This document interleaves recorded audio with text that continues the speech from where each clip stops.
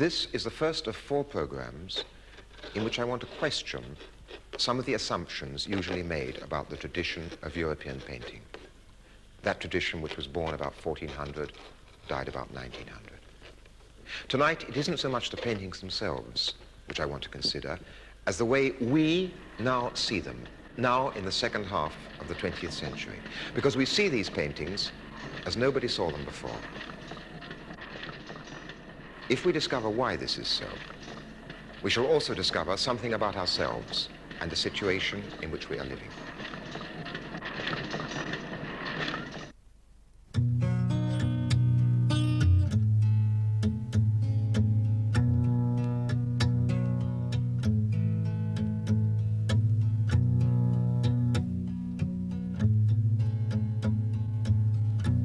The process of seeing paintings or seeing anything else is less spontaneous and natural than we tend to believe.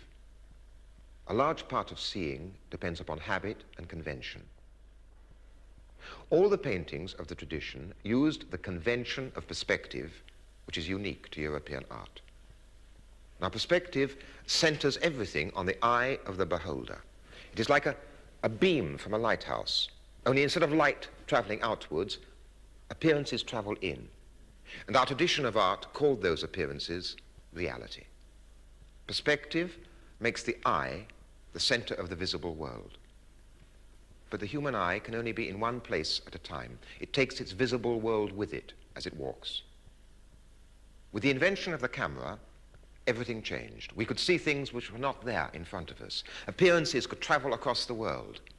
It was no longer so easy to think of appearances always traveling regularly to a single center. I am an eye, a mechanical eye. I, the machine, show you a world the way only I can see it. I free myself for today and forever from human immobility. I'm in constant movement. I approach and pull away from objects. I creep under them. I move alongside a running horse's mouth. I fall and rise with the falling and rising bodies. This is I, the machine, maneuvering in the chaotic movements, recording one movement after another in the most complex combinations. Freed from the boundaries of time and space, I coordinate any and all points of the universe wherever I want them to be. My way leads towards the creation of a fresh perception of the world. Thus I explain, in a new way, the world unknown to you. Those words are from a manifesto written in 1923 by Dziga Vertov, the Russian film director. And the images are from a film he made in 1928 called The Man with a Movie Camera. The invention of the camera has changed not only what we see, but how we see it. And in a crucial but quite simple way, it has even changed paintings painted long before it was invented. The painting on the wall, like a human eye, can only be in one place at one time. The camera reproduces it, making it available in any size, anywhere, for any purpose. Botticelli's Venus and Mars used to be a unique image, which it was only possible to see in the room where it was actually hanging. Now its image or a detail of it, or the image of any other painting which is reproduced, can be seen in 1,000,000 different places at the same time. As you look at them now, on your screen, your wallpaper is round them. Your window is opposite them. Your carpet is below them. At this same moment, they are on many other screens, surrounded by different objects, different colors, different sounds. You are seeing them in the context of your own life. They are surrounded not by gilt frames, but by the familiarity of the room you are in and the people around you. Once, all these paintings belonged to their own place. Some were altarpieces in churches. Originally, paintings were an integral part of the building for which they were designed. Sometimes, when you go into a Renaissance church or chapel, you have the feeling that the images on the wall are records of the building's interior life. Together, they make up the building's memory. So much are they part of the life and individuality of the building. Everything around the image is part of its meaning. Its uniqueness is part of the uniqueness of the single place where it is. Everything around it confirms and consolidates its meaning.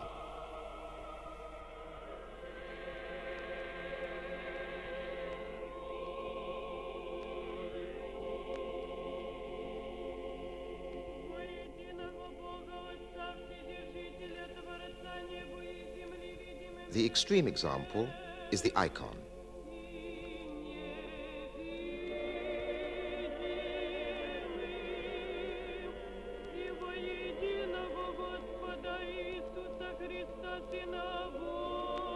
Worshippers converge upon it.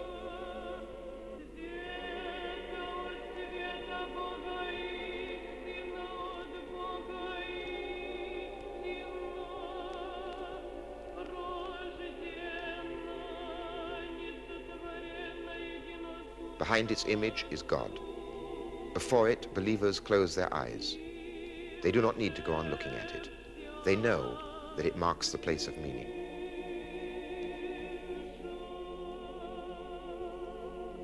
Now, it belongs to no place, and you can see such an icon in your home. The images come to you. You do not go to them.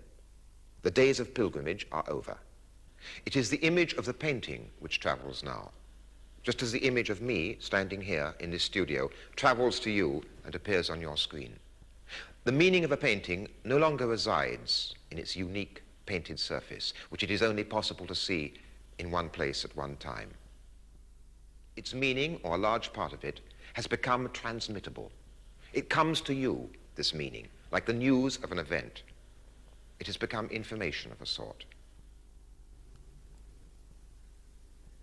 The faces of paintings become messages, pieces of information to be used, even used to persuade us to help purchase more of the originals, which these very reproductions have in many ways replaced. But, you may say, original paintings are still unique. They look different from how they look on the television screen or on postcards. Reproductions distort. Only a few facsimiles don't. Take this original painting in the National Gallery. Only what you are seeing is still not the original. I'm in front of it. I can see it. This painting by Leonardo is unlike any other in the world. The National Gallery has the real one. It isn't a fake, it's authentic. If I go to the National Gallery and look at this painting, somehow I should be able to feel this authenticity. The Virgin of the Rocks by Leonardo da Vinci. It is beautiful for that alone. Nearly everything that we learn or read about art encourages an attitude, an expectation, rather like that. The National Gallery catalogue is for art experts. The entry on this painting is about 14 pages long, densely written. They are about who commissioned the painting, legal squabbles, who owned it, its likely date, the pedigree of its owners. Behind this information lie years of research. What for? To prove beyond any shadow of doubt that it is a genuine Leonardo, and to prove that an almost identical painting in the Louvre is in fact a replica. French art historians try to prove the opposite. For this drawing by Leonardo, the Americans wanted to pay £2.5 million. Now, it hangs in a room by itself, like a chapel, behind bulletproof perspex. The lights are kept low so as to prevent the drawing from fading. But why is it so important to preserve and display this drawing? It's acquired a kind of new impressiveness, but not because of what it shows, not because of the meaning of its image. It's become mysterious again because of its market value. And this market value depends upon it being genuine. And now it is here like a relic in a holy shrine. I don't want to suggest that there is nothing left to experience before original works of art, except a certain sense of awe because they have survived, because they're genuine, because they are absurdly valuable. A lot more is possible, but only if art is stripped of the false mystery and the false religiosity which surrounds it. This religiosity, usually linked with cash value, but always invoked in the name of culture and civilization, is in fact a substitute for what paintings lost when the camera made them reproducible.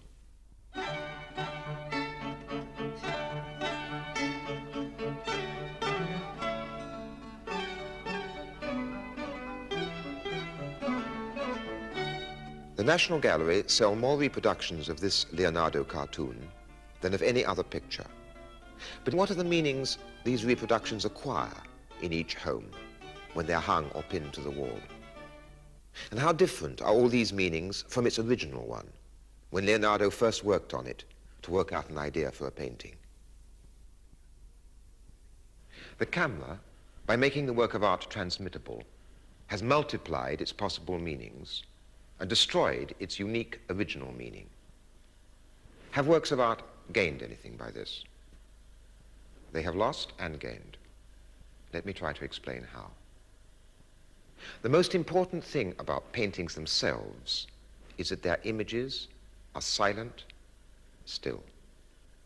I can't demonstrate the stillness, for the lines on your screen are never still. And in a sense, the pages of a book are never still. But I can demonstrate the silence.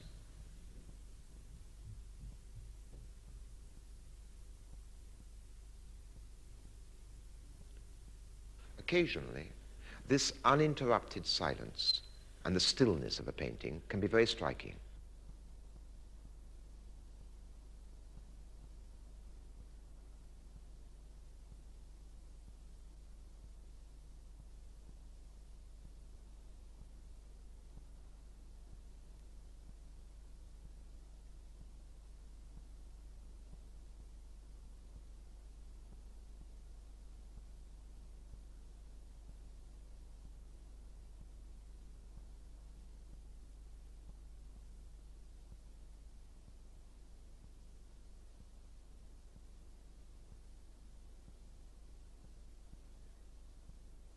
The experience of this has almost nothing to do with what anybody teaches about art.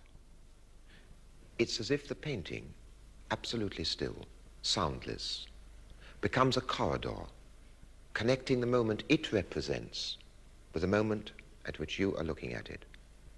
And something travels down that corridor at a speed greater than light, throwing into question our way of measuring time itself. Because paintings are silent and still, and because their meaning is no longer attached to them, but has become transmittable, paintings lend themselves to easy manipulation. They can be used to make arguments or points which may be different, very different, from their original meaning. And because paintings are essentially silent and still, the most obvious way of manipulating them is by using movement and sound. The camera moves in to remove a detail of a painting from the whole. Its meaning changes. An allegorical figure becomes a pretty girl anywhere. From being part of a strange poetical world of metamorphosis, a dog can be turned into a pet, not unlike the dog of his master's voice. The meaning of a painting shown on film or television can be changed even more radically. This is a painting by Berger, or rather a reproduction of a painting by Berger, of the Road to Calvary. If you look at the whole painting, Berger's intention is fairly clear. In the right foreground are Mary and John and the mourners of Christ. Christ carrying the cross is in the middle distance, carried forward by the crowd, which is making its way to the place of the crucifixes, far away on the right, where a circle of onlookers has already gathered. If you look at the whole picture, you see that it is about grief, about torture, and above all about the callousness, the eager inquisitiveness, the superstitious drive of the crowd. If it sets out to be a religious painting, it is an oddly secular one. But the difficulty is that on a screen, if you keep the whole painting in view, you don't see very much. You have been waiting impatiently for the camera to go in to examine details. Yet, as soon as this happens, the comprehensive effect of the painting can be changed. For example, it is possible to isolate and show the details in a way that makes the painting look like a fairly straightforward devotional picture.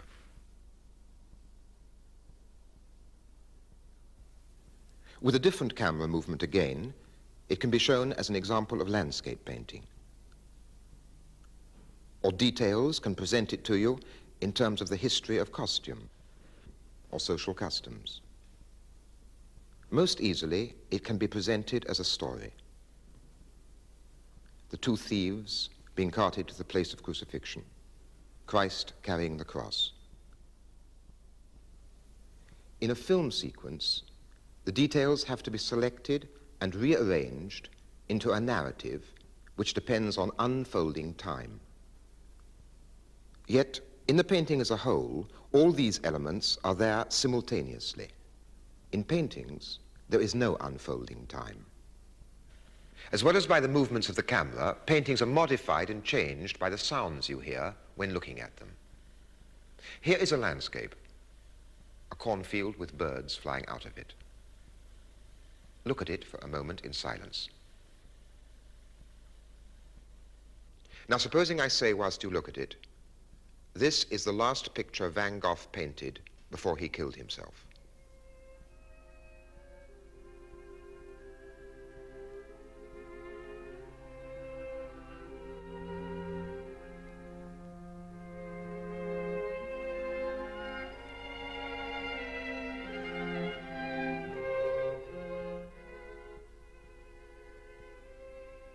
Words you notice consciously.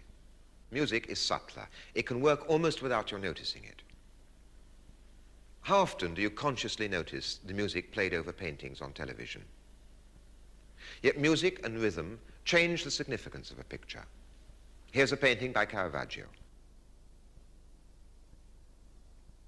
Here are details of this painting cut to music from an Italian opera. Non so quale far, manderà i parenti per farmi smatar, manderà in campagna in l'erba la magna, en fe che parla se come il deserto voler predicar, sarei gli abiti del soce, sarei l'asciuto, artificiale, ho provato, niente se fa, niente.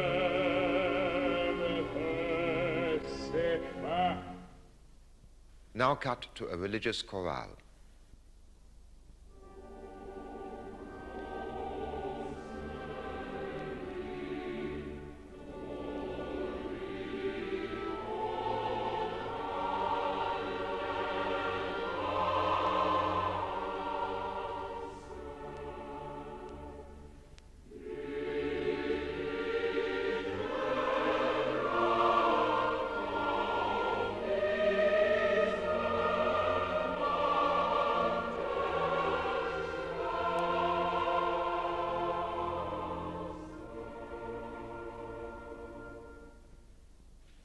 I've said that as soon as the meaning of a painting becomes transmittable, this meaning is liable to be manipulated and transformed. It's no longer a constant. It's changed by the camera which moves, by words put around it, by music played over it. Now lastly, paintings can be changed in another way. When paintings are reproduced, they become a form of information, which is being continually transmitted, and so there they have to hold their own against all the other information, which is jostling around them to appear on the same page or the same screen.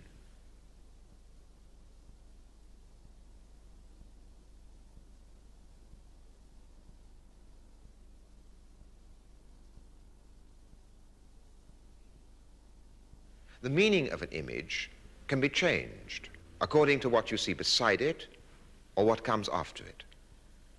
Let's try a last experiment. We put the image of this well-known painting by Berger on your screen. You look at it in the context of what I'm saying, in the context of my image in relation to it. But supposing you had just turned onto this channel from one of the other two, then you might see something like this. Some years ago, up in the mountains that were wide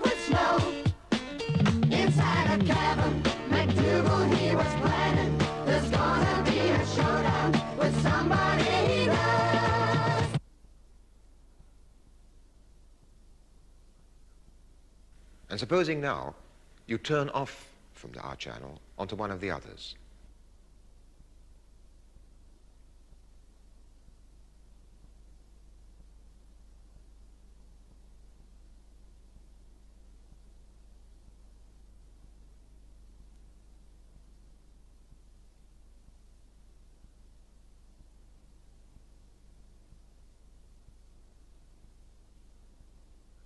Each time, the impact of the Goya is modified. I've now emphasized the ways in which reproduction makes the meaning of works of art ambiguous. This is not as negative as it necessarily sounds if we realize what is happening. What it means, in theory, is that reproduction of works of art can be used by anybody for their own purposes. Images can be used like words. We can talk with them. Reproduction should make it easier to connect our experience of art directly with other experiences. You can sometimes see how naturally this begins to happen when, for instance, children or adults pin up reproductions alongside snapshots or their own drawings or pages from magazines.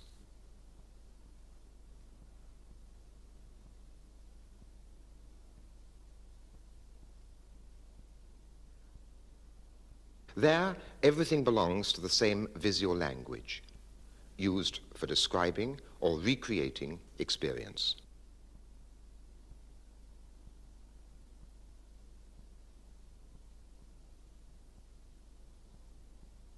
What so often inhibits such a spontaneous process is the false mystification which surrounds art. For instance, the art book depends upon reproductions. Yet often, what the reproductions make accessible, a text begins to make inaccessible. What might become part of our language is jealously guarded and kept within the narrow preserves of the art expert. These last two great paintings by Frans Hals portray the governors and the governesses of an almshouse for old paupers in the Dutch 17th century city of Haarlem. Hals, an old man of over 80, was destitute. Most of his life he had been in debt. During the winter of 1664, the year he began painting these pictures, he obtained 3 loads of peat on public charity. Otherwise, he would have frozen to death. Here, he paints the official portraits of the administrators of such public charity.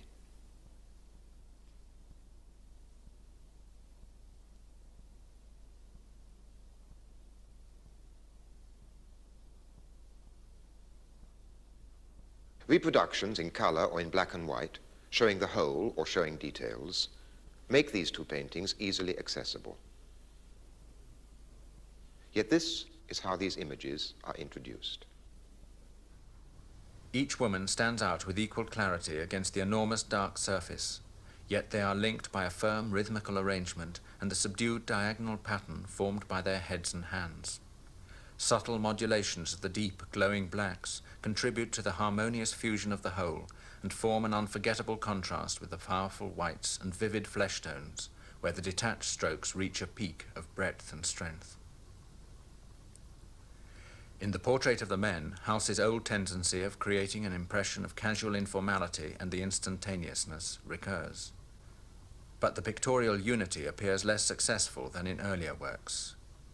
The intense light areas of the flesh tones, the great expanses of white linen, and the daringly broad red touch on the knee of the man on the right tend to jump and are not fully integrated into a coherent design. That is a quotation from the most comprehensive book on Hals in English. It was published last year. It's as though the author wants to mask the images, as though he fears their directness and accessibility. As in so many other pictures by Hals, the penetrating characterizations almost seduce us into believing that we know the personality traits and even the habits of the men and women portrayed. And in the case of some critics, the seduction has been a total success. He speaks of seduction disparagingly. Yet what is this seduction? It's nothing less than the painting working on us. If the characterization is, as he says, penetrating, it penetrates to reveal something. It's as though he doesn't want us to make sense of it in our terms. And when he sums up, he resorts to meaningless generalizations.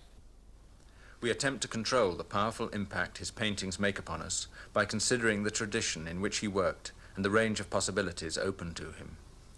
The effort only increases our admiration for Halsey's unwavering commitment to his personal vision, which enriches our consciousness of our fellow men and heightens our awe for the ever-increasing power of the mighty impulses that enabled him to give us a close view of life's vital forces.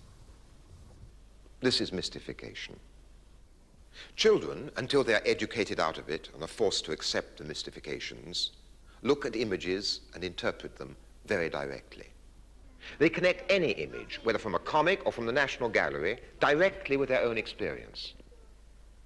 I showed a reproduction of the Caravaggio to a group of school children. I think it could have been they stole the food. And one of them saying, I'm not going to eat it, it's stolen food. And then he's going, why not? Something like that. Do you think he wants to get up? Yeah. He looks as if he's a bit Just about to push the table over. He's being all romantic and she wants to go away and do something. I think that might be Jesus. What makes you think it might be Jesus? Well, he's in the center of the table and he looks like he might be a leader of some kind. Looks like a sheet to me. And they've got the food on the table there. Yes, but they haven't got bread or wine. And some Yes. What do the rest of you think about him saying that it might be Jesus? I don't think it's Jesus. He's got his own opinion. Could be. Some of you think it's a man, and some of you think it's a woman. I think it's a woman. I think it's a woman. You can tell because she's got. I think it's too fat to be a man. It looks as though they're all going to jump out and kiss her, because look, she just sits there.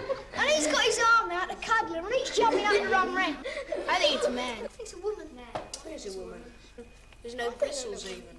Yes, but he hasn't got any bristles. He got a moustache. Yes, but he hasn't got any bristles. No, not quite all, but most of the boys thought that he was a man, and most of the girls, you thought she was a woman. I'm not sure. And you said she was perhaps both. Because they were really looking and really relating what they saw to their own experience, they recognized something that most adults wouldn't. Without knowing the artist's name, let alone anything about Caravaggio's life, or the fact that he was a homosexual, they immediately saw how sexually ambivalent the principal figure was. I can't pretend to the clairvoyance of children, but in the next 3 programs, I'm going to try to relate the experience of art directly to other experiences, and to use the means of reproduction as though they offered a language, as though pictures were like words rather than holy relics.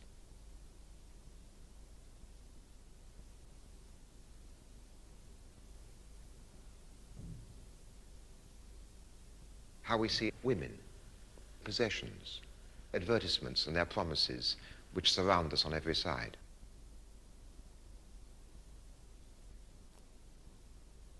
But remember that I am controlling and using for my own purposes the means of reproduction needed for these programs. The images may be like words, but there is no dialogue yet. You cannot reply to me. For that to become possible in the modern media of communication, access to television must be extended beyond its present narrow limits. Meanwhile, with this program, as with all programs, you receive images and meanings which are arranged. I hope you will consider what I arrange, but be skeptical of it.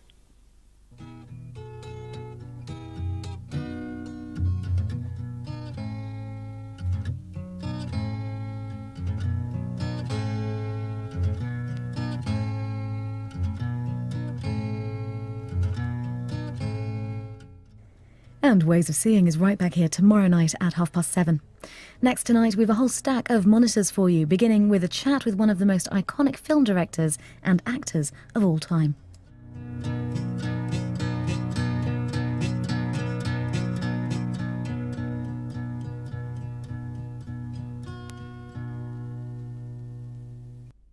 Welcome to the world.